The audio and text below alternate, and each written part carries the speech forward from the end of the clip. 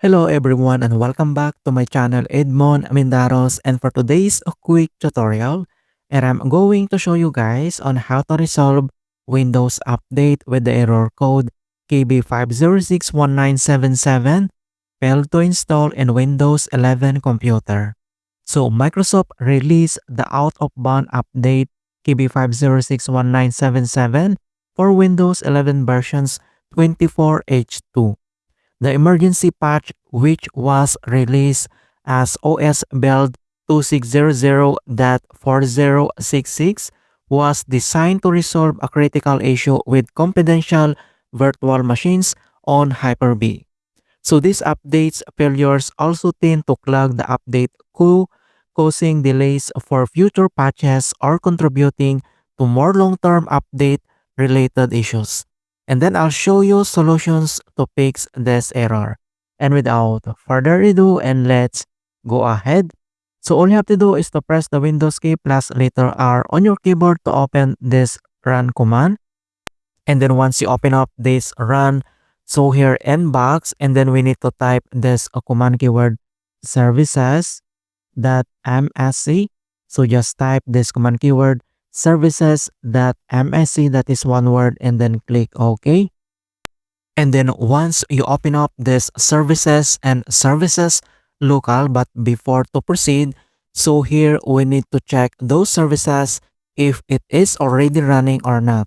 But if the services is already running, then click only restart. But if not running, then we need to modify the services. And then next step, then we need to find and locate this background intelligent transfer service. So all you have to do is to select this services, and then you need to right click and then check if the services is already running or not. So since this service is already running, so all you have to do is to click only restart, and we will wait to complete the restart process. And then once it's done here, the background intelligent transfer service, and the next step, then we need to find and locate this cryptographic service. So you need to scroll down again, and then you need to select this cryptographic service. So same procedures to select, and then you need to right click and then check if this services is already running or not. So since this service is already running, so all you have to do is to click again this restart and wait to complete the restart process. And then once it's done, and the next services that we need to modify is to find and locate this Windows Update. So you need to scroll down again, and then you need to find and locate this Windows Update services.